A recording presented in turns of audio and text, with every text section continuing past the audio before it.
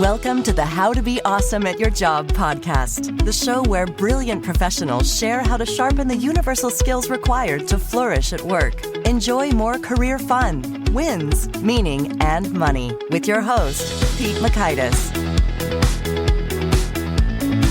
Hello, and thanks for joining us here for episode 579 with Keith Ferrazzi. I have been enjoying Keith's insights for many, many years, from his book, Never Eat Alone, and then Who's Got Your Back, I purchased on the very day it released, fun fact. And now he's got some more juicy insights talking about how to grow your influence, lead without authority, cross networks and silos within organizations, and how that is done masterfully. So you'll learn, 1, how leaders unknowingly alienate their teams. 2, how silos came to be and how we can break them down. And 3, an exercise for creating authentic connections with your team. So if you want to check out the show notes or the transcript or the links to items we've referenced, visit awesomeatyourjob.com/EP579er. Don't actually type the ER on niner. EP579 at awesomeatyourjob.com. You can access those resources. Here's Keith's story. Keith Ferrazzi is the founder and CEO of Ferrazzi Greenlight, a management consulting and team coaching company that works with many of the world's biggest corporations. A graduate of Harvard Business School, Ferrazzi rose to become the youngest CMO of a Fortune 500 company during his career at Deloitte, and later became CMO of Starwood Hotels. He is a frequent contributor to Harvard Business Review, Forbes, and Fortune, and the #1 New York Times bestselling author of Who's Got Your Back and Never Eat Alone. His mission is to transform teams to help them transform the world. Big thanks to Keith for sharing his wisdom with us. Big thanks to our sponsors. Check them out. One sponsor to check out is Harvard Business Review. This brilliant magazine, published at hbr.org, is the leading destination for smart management thinking. Fun fact, HBR has been mentioned in 108 episodes of the show. That's because HBR has great stuff that comes up often. They've got explainer videos, podcasts, real-world case studies, and much more. I think of HBR each night that I put on my special orange glasses. Their article, Will Blue Light Glasses Improve Your Sleep?, revealed that those who wore them reported better sleep and a 7% improvement in work performance as compared to those who wore the sham glasses. So I cite HBR anytime anyone tells me that I look silly wearing them. Now, much of HBR's content is available for free when you sign up at their site. Subscriptions that get you unlimited content cost $10 a month.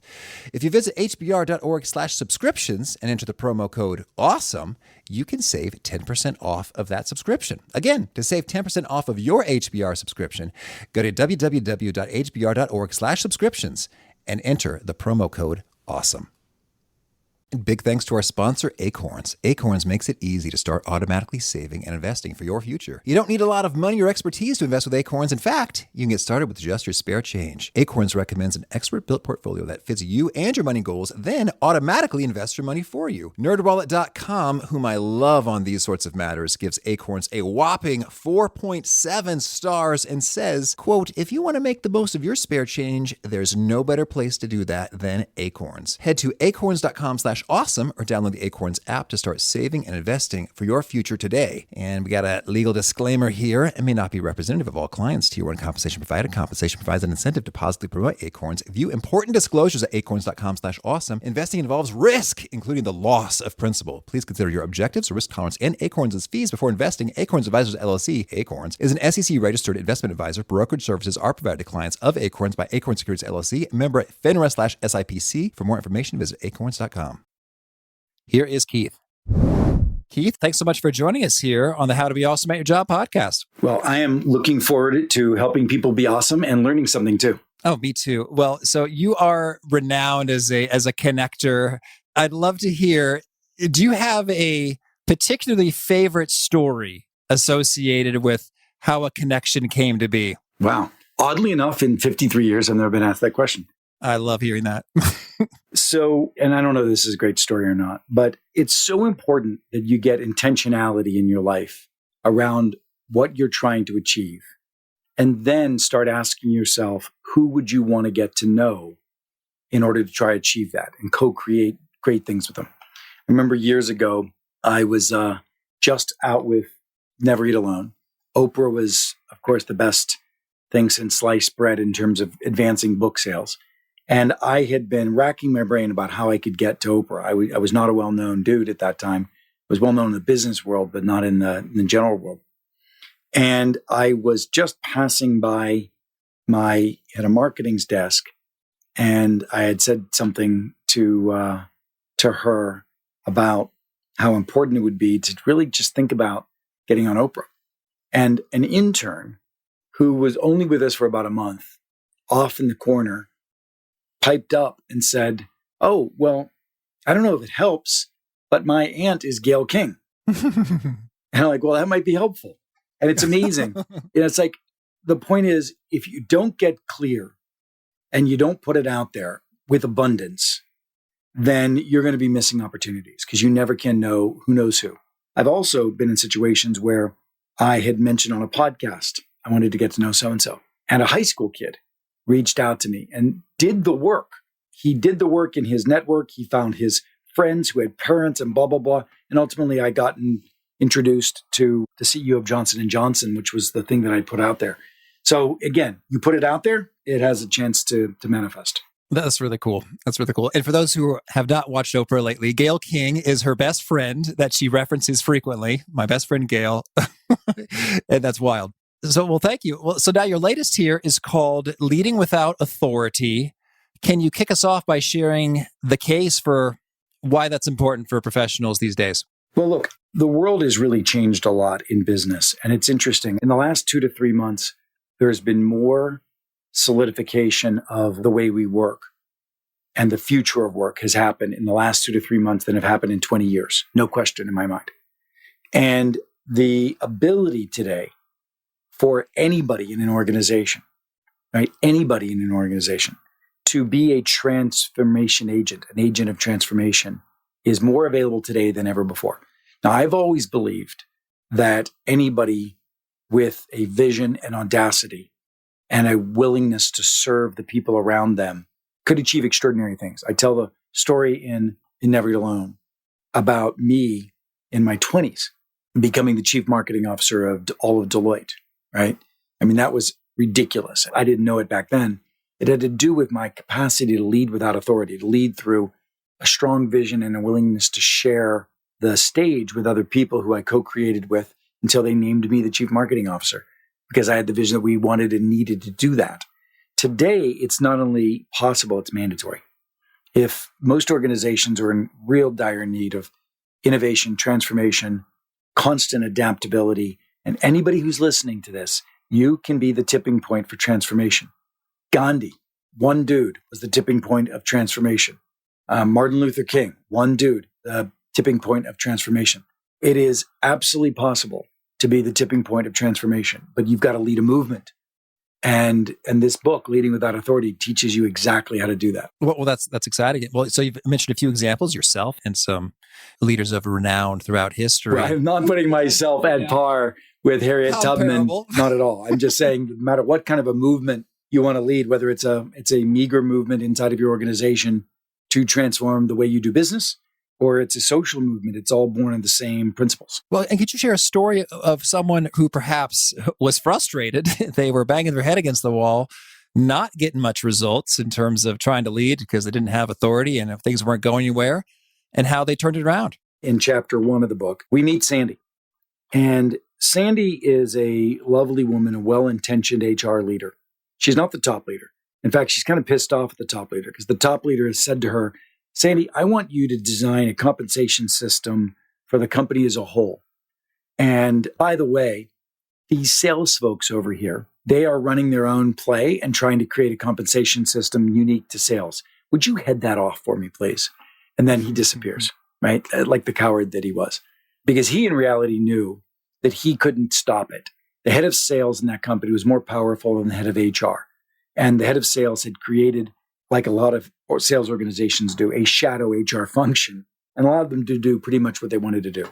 So Sandy walks into the head of sales operations, a woman named Jane, and says, "Jane, just want to let you know I'm creating this compensation system. Let's sit down so we can reconcile what you're doing with what I'm doing. And I can basically tell you how you should be doing it differently," right? And Jane's like, "Oh, thank you very much," and never invited her to any of Jane's meetings.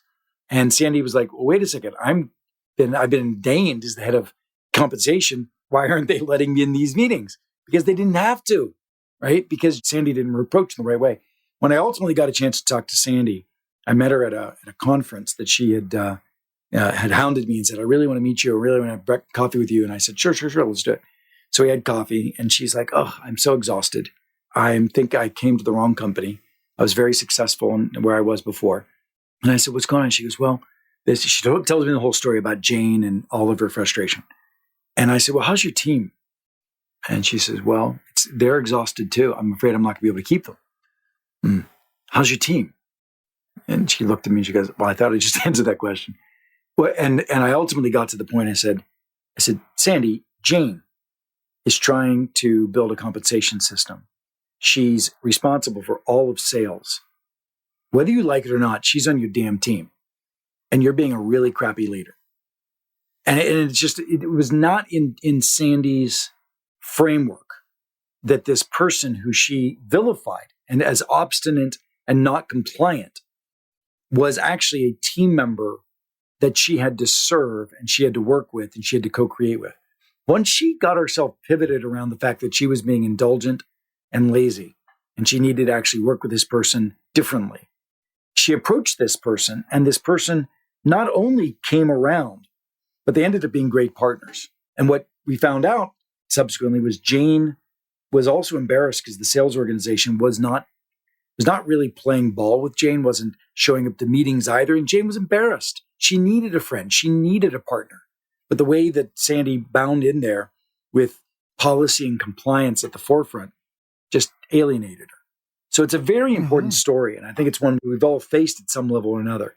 And her taking a very different mindset towards somebody that she had previously thought of as an adversary ultimately yielded extraordinary outcomes for both of them and the company. Well, that is a great shift in mindset that can make a world of difference. And I guess we don't need to go into all the particulars of this individual example, but I'm really curious, like salespeople, they want their fat commissions and their bonuses. And I don't even know how that squares with kind of global compensation system for a company. How did they crack that? Well, it was interesting. First of all, one of the things that the relationship made Sandy recognized is you're exactly right. There couldn't be a global compensation system. There had to be a global compensation system. It had to be both global and local at the same time. And what they ended up doing is creating a beautiful model that had some basic principles that ended up being utilized by sales and at the same time cascaded out throughout the whole company. So this ended up being a model for all divisions to be able to use so that people could localize their needs. And look, all the head of HR wanted was to save money on a centralized HR compensation program and system. And he did that. He saved money and everybody sort of got their tweaks that they needed to make the program work. Beautiful. Well, so let's talk a little bit about silos. I understand that is sort of a big obstacle at times to pulling this off effectively, or at least we perceive it as such. I'm thinking about Dan Heath's book, Upstream. He quoted repeatedly, every system is perfectly engineered to get the results that it gets.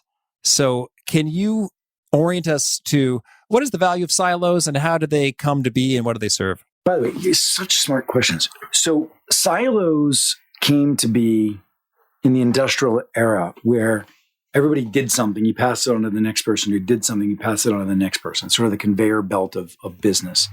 And that worked until the 80s. And then in the 80s, IT systems came along. I don't know if you actually wanted this history, but IT systems came along and like SAP.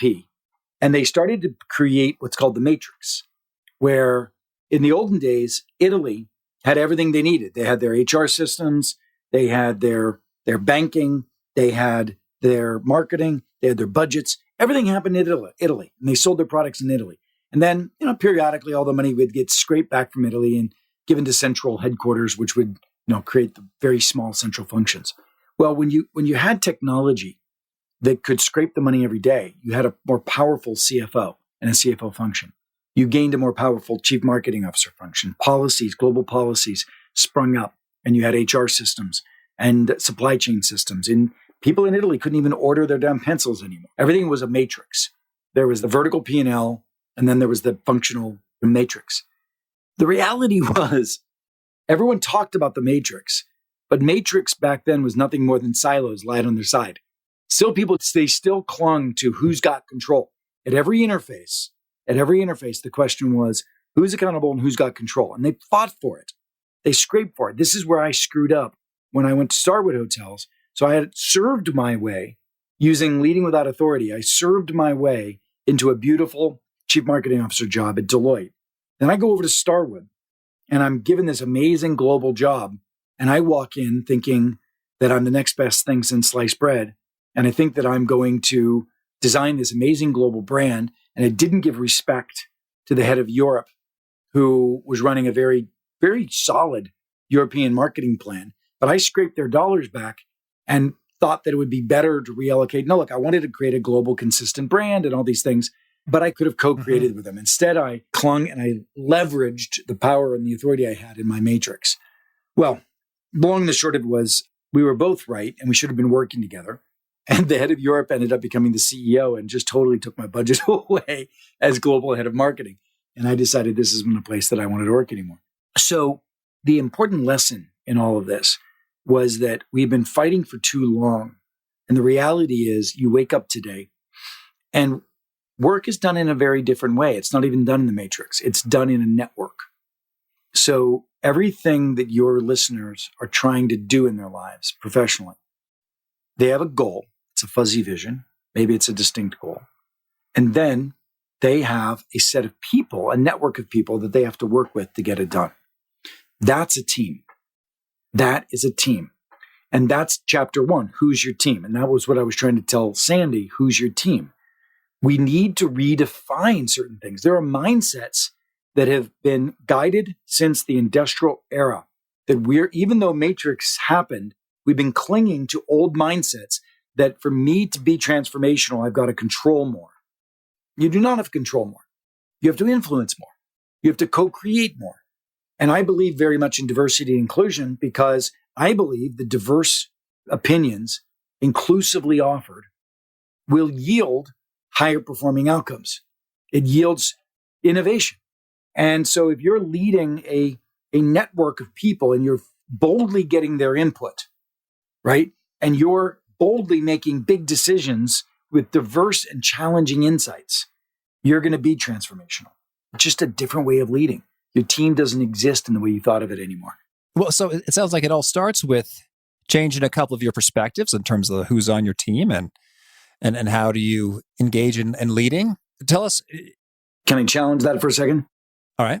So Ferrazzi Greenlight, we study a bunch of stuff. We study how people and leaders should act. And what I'm saying is leaders and people should act to manage in a network, not lead without authority. Mm-hmm. But how to get them to do it is another thing we study. How do you actually change behavior? And you don't change behavior by changing mindsets. I know that sounds odd. There's a wonderful phrase I learned from AA, Alcoholics Anonymous. You don't think your way into a new way of acting. You act your way into a new way of thinking. So if I want somebody to change a mindset, I change their practices. And one day at a time, we'll wake up and that works. That works. And the mindset changes. So you start with the practices. Okay. Well, then let's chat about some of those practices in terms of where would you recommend you start first, then second, then third? Yeah. Chapter one is who's your team. So there's a very distinct practice where you need to do what's called a relationship action plan. A relationship action plan literally walks through what are we trying to achieve? Who do we need to achieve it with? And then I even give details about how do you manage that on an ongoing basis with our relationship quality scores, et cetera. So really, number one, it's the practice of putting a relationship action plan together. The second practice is earning permission to lead. And I defined a metric that I call porosity. Now, porosity, it's a word that exists. It doesn't exist in the way I use it. Porousness means how porous, absorptive. A sponge is very porous, right? A glass is less porous. Leaders have to make people porous. Leaders in the old day, if you led with authority, you didn't have to worry about porosity. You were a boss, you told somebody something. They absorbed it. That was their job. My job was to tell you, your job was to absorb it, right? So in the new world, where you may or may not be telling somebody something that they have the interest or the desire to absorb, you've got to work at getting it absorbed. And that's leadership. Mm-hmm. And there's a whole strategy called serve, share, and care. How do you let people know that your job is to serve them? How do you let people know that you are authentically a good human trying to be of service?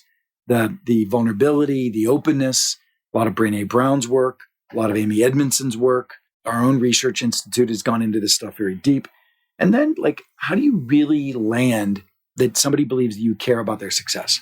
And there are practices and conversational tips and tactics and tools on moving that forward.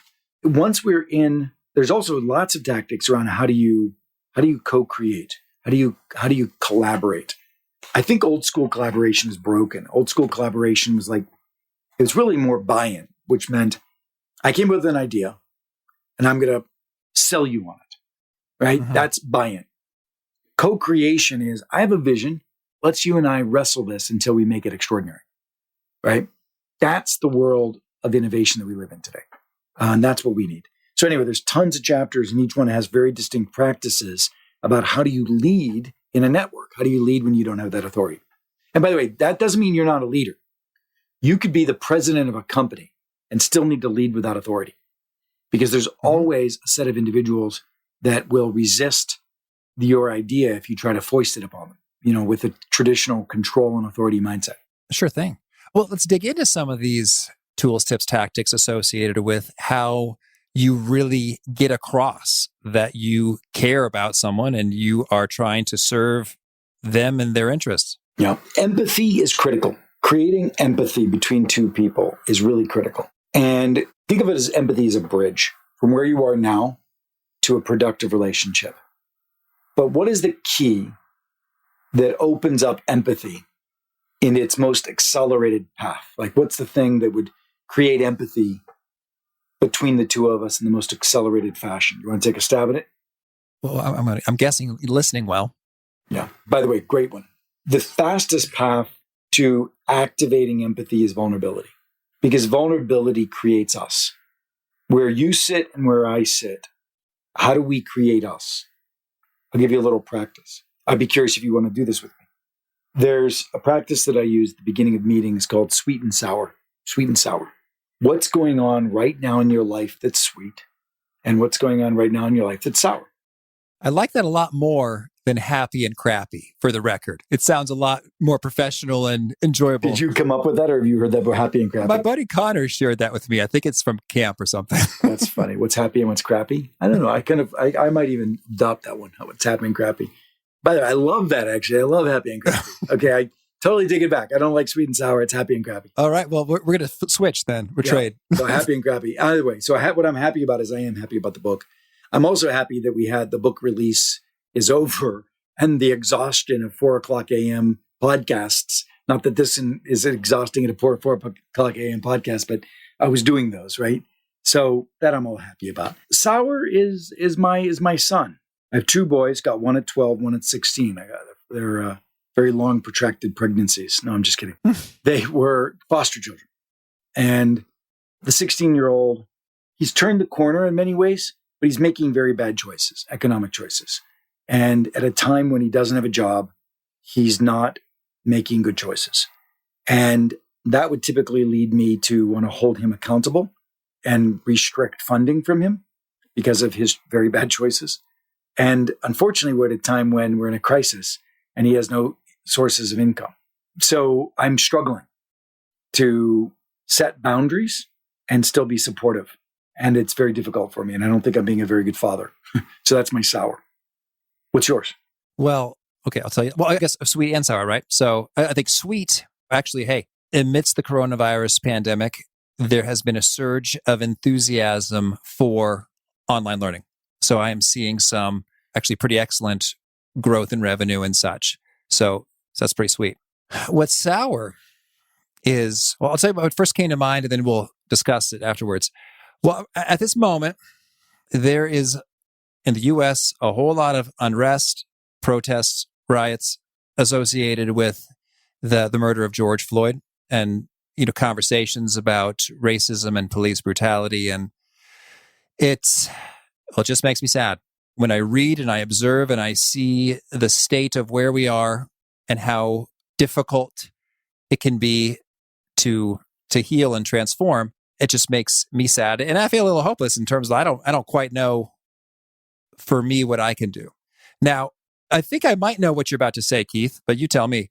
When we're talking about vulnerability, what I just shared is sour. but it's not particularly vulnerable to me. That's just something that I think all of us are kind of dealing with right now. Is that fair to say? Well, first of all, when you ask for this, different people have different natural proclivity of their own openness. So this is like, when you ask somebody, what are you really struggling with at work? Your boss asks you that. Well, I work too hard. So your answer was authentic. It's something you're struggling with. How you're internalizing it could be more vulnerable. You could be talking about a level of dull depression that you're having, difficult concentrating, etc. That could be more vulnerable. But yeah, the window of vulnerability is open to how you want to be. The reason I went to personal and went more deeply personal is because I wanted to set a tone. And I could have gone more, right? If I'm doing this with a group of my friends that know me for years, I would go more vulnerable on things. And sometimes in certain environments you don't, but it's a start, right? That was a start. And it does breed empathy. It does breed empathy. And then you move from there.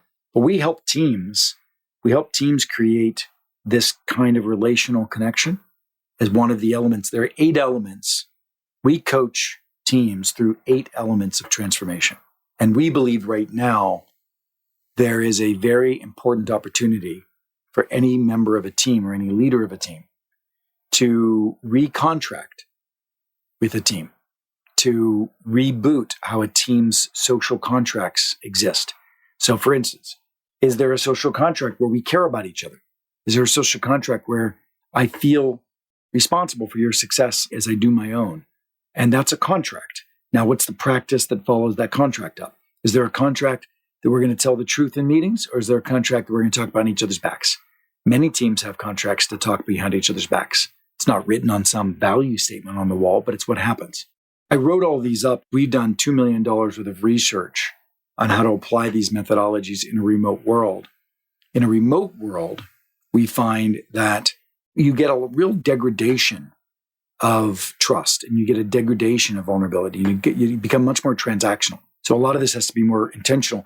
I put up a website right when all this happened. I put the $2 million worth of research studies up there. It's called virtualteamswin.com, virtualteamswin.com. And it's been very effective for people. And a part of it is a free contract that you can use to recontract with your team a new set of social norms. Now, I do that for a living with teams. I go in and I recontract teams' social norms, and I coach them to adopt these behaviors. But I wanted to write a book to help anybody be able to do that. Mm-hmm. That was the intention of Leading Without Authority. How do you go into a group of people and help them rewrite their social contracts so you can achieve extraordinary things together? Right. Well, and I'm starting to see the pieces coming together a little bit here. I see that vulnerability led to empathy powerfully, as you've demonstrated. I guess I know what you're dealing with, and I feel a closer connection to you as a result. But I don't yet know that you give a hoot about me and what I'm trying to achieve from that alone. What comes next? So people are always talking about how do we get higher degrees of engagement in the workforce? Well, have them co-create with you. Most old leaders would just dictate. I love reaching out to people and saying, like I said earlier, hey, I got an idea, but let's wrestle this together, because I think together we could come up with a solution that'll really kick butt, right? So you got to get into a co-creation. Through the co-creation together, then you'll have even more time. You'll have more time to become deeper connected, right? Continue to lead with that authenticity, lead with that sincerity, that generosity, be of service. If along the way, you have an opportunity to celebrate somebody in front of another person. Hey, I've been working with so-and-so. Gosh, she's just amazing. She's so smart. That is another way to show generosity. So I think of it as a DNA strand where being of service and being authentic keep intertwining with each other, because the more vulnerable and authentic you are, the more people will open to you authentically and vulnerably back, the more you can learn about them, the more you can be of service.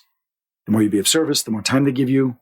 And together, the relationship creates loyalty. And I think this is true of all relationships, not even just work relationships. Well, and I'm curious, if you're going about doing this sort of thing and you hit some roadblocks, some people just don't seem to be jiving with what you're trying to do, what are means of quickly diagnosing and correcting what's going on? Well, lots of advice in the book on this. One of the whole chapters is called It's All on You. And I come up with 6 deadly excuses that we use to not work with people collaboratively. And a lot of it's because you bump up against a wall and someone's difficult or someone's obstinate or someone's distracted and you're like, oh, they should cooperate with me. They should collaborate with me. They don't, it's like all on your terms. And so I twist it and I say, it's all on you. Sometimes you have to go 99.9% of the way to engage somebody before they start to move halfway toward you. But like with my son, when he first came into the house, I couldn't say, when you start acting like my son, I'll be your father. He'd be like, well, screw you. I don't want you to be my father anyway. And so I had to work 99.9% harder and on the way, I had to stay there and be vulnerable and trying to be the best dad I could be while he was saying, you will never be my father. And sometimes we have to do that in the workplace if we want to be high integrity leaders. What I think is most important is that we decide sometimes also when we need to walk away. If you can walk away, a lot of energy gets eroded when you are working your butt off to try to convert somebody that is a resistor, when you should be working to create outcomes with people who are desirous of getting outcomes with you. Because often the momentum of working with people who are desirous of getting outcomes with you will actually be the thing that you need to convert the naysayer. So don't spend too much time trying to intellectually convert the naysayer when you should be focusing as well on actually getting results. So a lot of the methodology of leading without authority is take some small wins and get them over the line as well. All right. Well, Keith, tell me, anything else you want to make sure to mention before we shift gears and hear about some of your favorite things? No, look, this was an 8-year passion project. And now I'm creating books. And just like yourself, I'm creating leadership courses. And I really do want people to be able to be extraordinary in this new world. I also just started a foundation called Go Forward to Work. And the principle of it is, we've done a lot of transformation in the last couple of months. I want people to go forward to work, not back to work. I want us to define what the future of work is, because I think it's alive and living right now in this time of crisis. And I want to document it. And I'm working with about 80 CHROs, some of the biggest companies in the world, to define what the practices of the future of work are today. Oh, cool. Thank you. Well, now could you share a favorite quote, something you find inspiring? Oh, yeah. I think it was a foolish consistency is the hobgoblin of little minds. I think it was Emerson. But the principle is sticking to your guns too long is foolish, particularly if you get more data and you get a better argument. And how about a favorite tool, something you use to be awesome at your job? Well, I just started using technology in very different ways. I'm using Slack. I'm using Asana. I think it's so important. Of course, Zoom has been extraordinary. I think it's so important for us to begin to be much more rigorous in our use of tools to support our business. And that's not traditionally been done. Even in big organizations, I don't see some of these tools being used for communications, for program management, for knowledge management, for process redefinition and management. There's great tools. So I would start using some of them. And is there a particular nugget you share that really seems to connect with folks and people quote it back to you frequently? I think it's a definition of all the work that I've done. It's always ask who. When you figure out where you want to go, you're trying to think about what you want to do, how you want to get there. There's a question that we under-curate, and that question is who. Who do I need to do it with? And then all of our science and research helps you be, extraordinary. It helps you be awesome at your job relative to that question, who, from a relational and collaborative standpoint. And if folks want to learn more or get in touch, where would you point them? KeithFerrazzi.com is probably the best. I'm very proud of a leadership course we just created there. You can get the book everywhere, but KeithFerrazzi.com is a great place to start. I check my own Instagram too, if anybody wants to say hi. And do you have a final challenge or call to action for folks looking to be awesome at their jobs? Yeah. Have a vision for something that could be transformative in your workplace and identify the first person to bring in to the team to co-create that vision. And the wonderful thing about the first person you bring into your team, you're actually bringing them into their team. Meaning this is a real co-creation. Don't hold this idea up as yours. It's yours and theirs.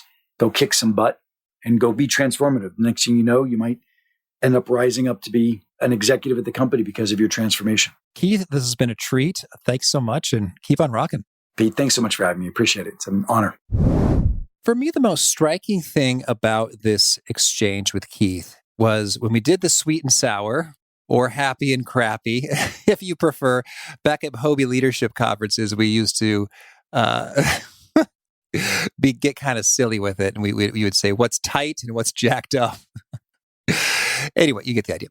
I was struck by just how bold and courageous and vulnerable he was there talking about his son. And I thought that was a really cool example for how, when it comes to vulnerability, if you've read the research, you've heard, oh yeah, that's something I should do. Okay, I'm going to make some disclosures here, that it's probably, odds are, if you have some natural self-protective, cautious instincts, that you could go farther.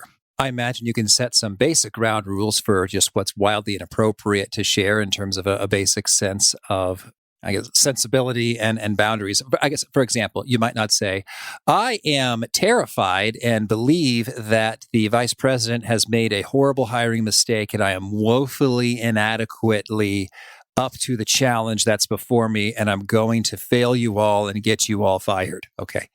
So you might feel that. I'm guessing, I'm going to take a chance to chat with Keith, but I'm guessing he would say that's not ideal to share that. You might say, hey, I'm kind of nervous here because I don't have all the answers and we've got some unique challenges. And sometimes I frankly feel a little overwhelmed. I imagine, that would be the better way to articulate that. But this is just my own speculation. Thoughts still in process here. So good provocations from Keith. I hope you dug it as well. The show notes, the transcript, the links to items we've referenced are at awesomeatyourjob.com/ep579. If you haven't already, I hope you'll push subscribe to catch our next guest. It is Ann Bogle. We've had her before, and this time she is talking about how to not overthink it. Hope to catch you there. And peace. Thanks for listening. To get the most out of the show, we recommend 2 key things. First, check out the extra resources at awesomeatyourjob.com. You can find this episode's transcript and links, as well as the perfect episode for your situation. You can search the full text transcripts of hundreds of episodes or explore episodes tagged by topic and competency covered. Second, subscribe to the podcast and get future episodes automatically. You can subscribe by telling Siri and several other smartphones and speakers, subscribe to the How to Be Awesome at Your Job podcast, or by tapping subscribe in your podcast player of choice. If you'd like some extra help figuring out podcasts and how subscriptions work, visit awesomeatyourjob.com/subscribe for guidance. Hope to catch you on the next episode of How to Be Awesome at Your Job.